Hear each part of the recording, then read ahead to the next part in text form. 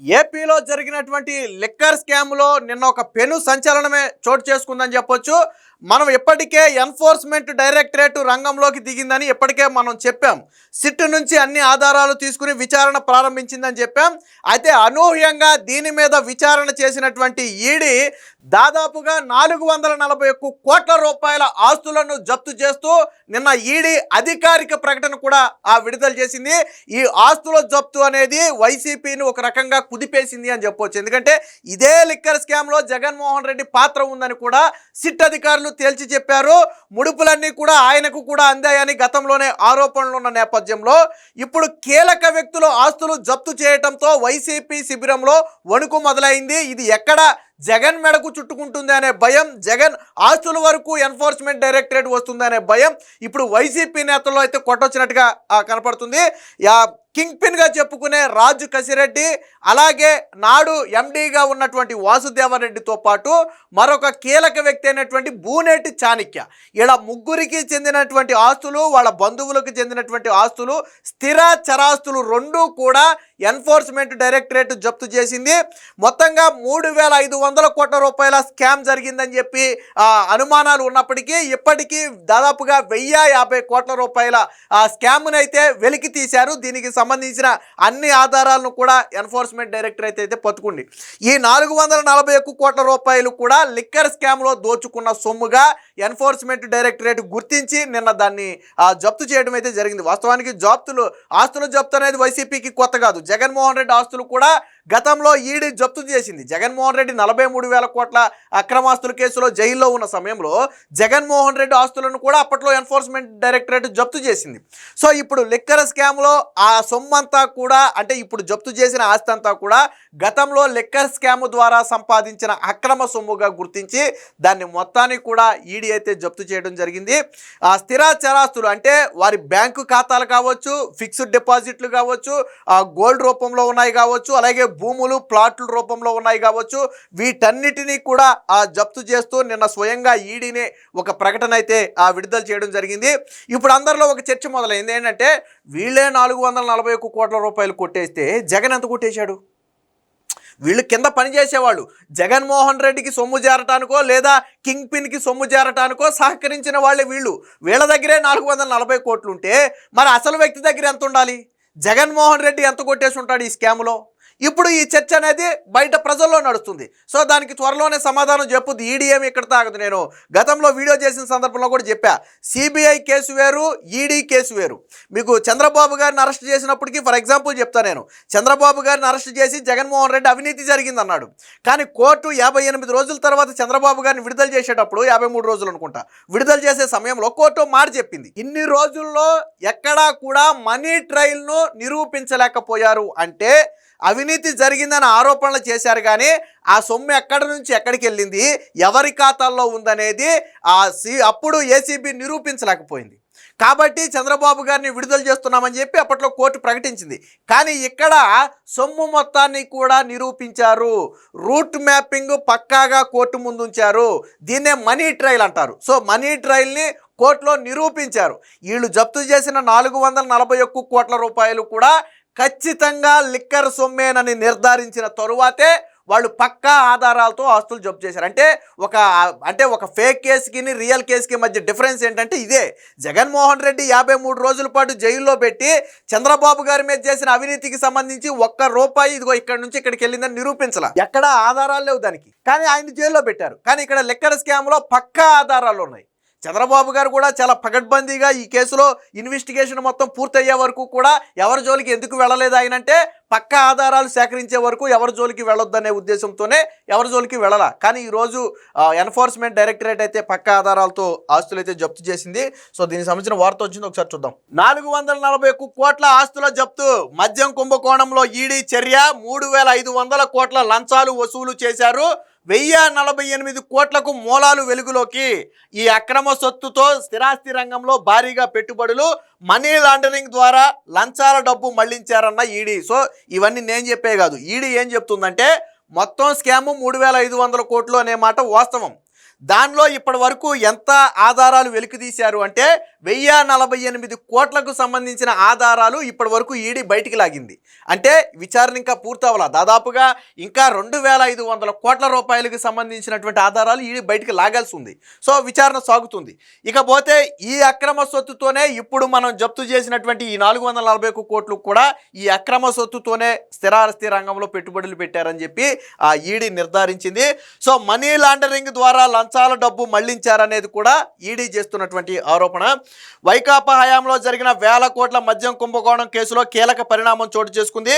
ప్రధాన నిందితుడు రాజ్ కసిరెడ్డి ఈ కేసులో A1గా ఉన్నటువంటి వ్యక్తి, అలాగే APSBCL అప్పటి ఎండి వాసుదేవరెడ్డి A2గా ఉన్నటువంటి వ్యక్తి, లంచాల వసూళ్లో అత్యంత కీలకంగా పాత్ర పోషించిన బూనేటి చాణిక్య ఈ కేసులో A8గా ఉన్నటువంటి వ్యక్తి. సో వారి కుటుంబ సభ్యులతో పాటు మరికొందరు వ్యక్తుల సంస్థలకు సంబంధించిన 441 కోట్ల విలువైన స్థిరాస్తులను ఎన్ఫోర్స్మెంట్ డైరెక్టరేట్ జప్తు చేసింది. వారి బ్యాంకు ఖాతాల్లోని నిల్వలు, ఫిక్స్డ్ డిపాజిట్లు, భూములు, ఇతర స్థిరాస్తులను జప్తు చేసిన ఖాతాలో ఉన్నాయి. అధికారిక ప్రకటన విడుదల చేసింది. సో మద్యం కుంభకోణంపై మనీ లాండరింగ్ నిరోధక చట్టం కింద గత ఏడాది కేసు నమోదు చేసిన ఈడీ ఈ ఆస్తులు సొత్తంతా మద్యం లంచాల ద్వారానే కూడబెట్టినవని నిగ్గు తేల్చి జప్తు చేసింది. రాజు కసిరెడ్డి, ఆయన అనుచరుడైన బూనేటి చాణిక్య, ముప్పిడి అవినాష్ రెడ్డి, ఈశ్వర్ కిరణ్ రెడ్డి, అలాగే పైలా దిలీప్, సైఫ్ అహ్మద్లతో కలిసి మద్యం డిస్టిలరీలు సరఫరా కంపెనీ నుంచి మొత్తంగా 3500 కోట్ల రూపాయల లంచాలు వసూలు చేశారని చెప్పి గుర్తించింది. అందులో 1048 కోట్లకు సంబంధించిన మూలాలను వెలికితీసింది. లంచాల సొమ్ముతోనే స్థిరాస్తులు కొన్నారని, వ్యక్తిగతంగా లాభపడ్డారని నిర్ధారించింది. వాస్తవానికి ఈ సొమ్ము ఎవరికి చేరాలంటే రాష్ట్ర ఖజానాకు చేరాలి. నెలకు 100 కోట్ల రూపాయల ఆదాయం సంపాదించారు. ఇప్పుడు మనం మాట్లాడుకుంటున్నటువంటి వ్యక్తులు ఈ లిక్కర్ స్కామ్ ద్వారా సంపాదించిన ఆదాయం నెలకు 100 కోట్ల రూపాయలు. వాస్తవానికి ఈ సొమ్ము ఎవరికి చేరాలి అంటే రాష్ట్ర ఖజానాకు చేరాలి. రాష్ట్ర ఖజానాకు చేరాల్సిన సొమ్ముని వీళ్ళ జేబుల్లోకి మళ్లించుకున్నారు. ఇది కూడా ఈడీనే చెప్పింది. దీనికి సంబంధించిన వార్త కూడా చూద్దాం. ప్రతి నెల 100 కోట్ల ఆదాయం. మద్యం కొనుగోలు, సరఫరా, విక్రయ వ్యవస్థలను గుప్పిట్లో పెట్టుకుని మద్యం ముఠా సభ్యులు ప్రతి నెల 100 కోట్ల రూపాయల అక్రమ ఆదాయం సంపాదించారు. ఈ మేరకు రాష్ట్ర ఖజానాకు నష్టం కలిగించారు. లంచాల సొమ్మును హైదరాబాద్లోని అనేక చోట్ల డెన్లలో భద్రపరిచి అక్కడ నుంచి వేరు ప్రాంతాలకు తరలించేవారు. అలాగే మద్యం రవాణాలోనూ దోపిడీ. ఇప్పుడు మనం మాట్లాడుకుంది కేవలం లంచాల రూపంలో. అంటే ఒక మద్యం బ్రాండ్ని, ఫర్ ఎగ్జాంపుల్ ఎక్స్ అనే ఒక బ్రాండ్ ఉందనుకోండి, దాన్ని ప్రభుత్వ మార్కెట్లో అమ్మాలి అంటే వాళ్ళకి ఇవ్వాల్సిన లంచం గురించే మనం మాట్లాడుకున్నాం. ఆ లంచాల సొమ్మే 3500 కోట్లు. ఇది కాకుండా ఇదే మద్యం స్కామ్లో ఇంకొక స్కామ్ కూడా ఉంది. ఏంటంటే రవాణా స్కామ్. గతంలో ఒక ప్యాక్ని పార్సిల్ చేయడానికి లేదా రవాణా చేయడానికి 12-13 రూపాయలు ఉండేదాన్ని వీళ్ళు మొత్తాన్ని వీళ్ళ గుప్పెట్లోకి తెచ్చుకుని దాన్ని 34 రూపాయలకు పెంచుకుని దాదాపుగా 200 నుంచి 400 కోట్ల రూపాయలు స్కామ్కు పాల్పడ్డారు. దీని మీద మళ్ళీ కేసు నమోదైంది. అది విచారణ కూడా జరుగుతుంది. దానికి కూడా ఇక్కడ చెప్పడం జరిగింది. APSBCL డిపోల నుంచి ప్రభుత్వ దుకాణాలకు మద్యం సరఫరా చేసే కాంట్రాక్టు టెండర్లో కూడా అక్రమాలకు పాల్పడ్డారు. కేంద్రీకృత టెండర్ విధానం ద్వారా భారీగా రేట్లు పెంచేసి Sigma supply chain solutions private లిమిటెడ్కు ఈ కాంట్రాక్ట్ కట్టపెట్టారు. ఇందులో కిరణ్ కుమార్ రెడ్డి, సైఫ్ అహ్మద్లు దాన్ని నడిపించారు. ఈ రవాణా కుంభకోణంలో కొలుకొట్టిన సొత్తులో కొంత టెక్కర్, అరియో వంటి సంస్థలకైతే మళ్లించి మనీ లాండరింగ్కి పాల్పడ్డారు. వచ్చిన సొమ్ముని వైట్గా మార్చడం కోసం చేసిందే ఈ మనీ లాండరింగ్. ఇక మాన్యువల్ విధానంలో ఆర్డర్లు. గతంలో ఏంటంటే ఆటోమేటిక్గా సాఫ్ట్వేర్ విధానంలో ఆర్డర్లు ప్లేస్ అయ్యాయి. సో అంటే అంతా ఆన్లైన్లో రికార్డ్ అవుద్ది. ఫర్ ఎగ్జాంపుల్ ఎక్స్ అనే సంస్థకు ఈ నెల ఇన్ని ఆర్డర్లు ఇచ్చారు, వై అనే సంస్థకి ఇన్ని ఆర్డర్లు ఇచ్చారు అనేది ఆన్లైన్ సిస్టంలో మొత్తం రికార్డ్ అయ్యేది. సో దాన్ని బట్టి అది ఎవరైనా ఓపెన్గా చూడవచ్చు. అందులో పారదర్శకత ఉంటుంది. అంటే నిబంధన ప్రకారం వాళ్ళకి ఆర్డర్లు ఇస్తున్నారా లేదా అక్రమంగా ఇస్తున్నారా అనేది మనకు ఆన్లైన్లో తెలిసిపోద్ది. బట్ జగన్ వచ్చిన తర్వాత ఏం చేశాడంటే ఈ ఆన్లైన్ విధానాన్ని తొలగించి మాన్యువల్ విధానంలోనే ఆర్డర్లు ఇవ్వాలి. అంటే వాళ్ళు రాసుకుంటారు, పుస్తకాల్లో రాసుకుని ఆర్డర్లు ఇస్తారు. ఈ పుస్తకాల్లో రాసేది ఫలానా ఎవరికి తెలియదు, ఎవరికి ఎన్ని ఆర్డర్లు ఇచ్చారనేది ఎవరికి తెలియదు. ఇప్పుడు ఎక్స్ అనే వ్యక్తిని పిలిచి నీకు 100 ఆర్డర్లు అంటాడు, వై అనే వ్యక్తిని పిలిచి 200 ఆర్డర్లు అంటాడు, జెడ్ అనే వ్యక్తిని పిలిచి 300 ఆర్డర్లు అంటారు. సో వాళ్ళకి నచ్చినట్టు ఇచ్చుకుంటారు. ఎక్కువ ఆర్డర్లు ఎవరికి ఇస్తారు? ఎక్కువ కమిషన్ ఇచ్చిన వాడికి ఎక్కువ ఆర్డర్లు ఇస్తారు, తక్కువ కమిషన్ ఇచ్చిన వాడికి తక్కువ ఆర్డర్లు ఇస్తారు. కానీ ఎవరికి ఎన్ని ఆర్డర్లు ఇచ్చారనేది బహిరంగంగా తెలీదు. అందుకనే దీన్ని ఆటోమేటిక్ మాన్యువల్ విధానంలోకి తీసుకొచ్చాడు. కానీ గతంలో ఆన్లైన్ విధానంలో ఉండేది.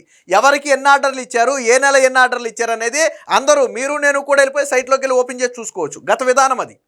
అది పారదర్శకత అంటే అందరూ చూసే విధానంగా ఉంటే అది పారదర్శకత. కానీ ఇక్కడ ఎవరు చూడకూడదు కాబట్టే వీళ్ళకి నచ్చినట్టుగా ఆర్డర్లు అయితే ఇచ్చుకున్నారు. 2019 కంటే ముందు వరకు మద్యం సరఫరా ఆర్డర్లు జారీ ప్రక్రియ పారదర్శకంగా ఆటోమేటెడ్ సాఫ్ట్వేర్ విధానంలో కొనసాగేది. కొనుగోలు సరఫరా విక్రయాలన్నీ కూడా డిజిటల్ ట్రాకింగ్ అయ్యేవి. ఎలక్ట్రానిక్ ఆడిట్ ట్రయల్కు కూడా వీలుండేది. కానీ వైసీపీ అధికారంలోకి వచ్చిన తర్వాత ఈ Andhra Pradesh state beverages corporation limited ద్వారా ప్రభుత్వమే నిర్వహించేలాగా ఫస్ట్ నిబంధన మార్చేసి ఆ తరువాత ఈ పద్ధతి అంతా కూడా మాన్యువల్ విధానం, అంటే ఇప్పుడు నేను చెప్పినట్టుగా పెన్ను పేపర్ విధానంలోకి మార్చేయడంతో ఇది ఒక స్కామ్గా మారింది. సో ఇది మొదటి దశ. రెండవ దశకు వచ్చేటప్పటికి ఏంటంటే ప్రాచుర్యం పొందిన బ్రాండ్లకు ఆర్డర్లు ఇవ్వకుండా వాటిని మార్కెట్ నుంచి తరిమేసి మద్యం ముఠాలకు లంచాలు చెల్లించిన సంస్థల ఆర్డర్లు మాత్రమే తీసుకుని వారికి భారీగా ఆర్డర్లు ఇచ్చారు. అందుకనే జగన్మోహన్ రెడ్డి హయాంలో ఏపీలో బ్రాండెడ్ మద్యం దొరకట్లేదనే ఒక వాదన ఉండేది. ఎందుకు అందరికీ అనుమానం, బ్రాండెడ్ మద్యం అసలు ఏపీలో ఎందుకు దొరకట్లేదనే ఒక డౌట్ ఉండేది. ఎందుకు దొరకట్లేదంటే బ్రాండెడ్ మద్యం ఏపీకి అంటే లంచాలు ఇవ్వడానికి ఒప్పుకోలే. మనకు తెలిసిన కొన్ని బ్రాండ్లు ఉంటాయి కదా, అవి ఎక్కడ ప్రపంచవ్యాప్తంగా దేశవ్యాప్తంగా ఎక్కడైనా దొరుకుతాయి.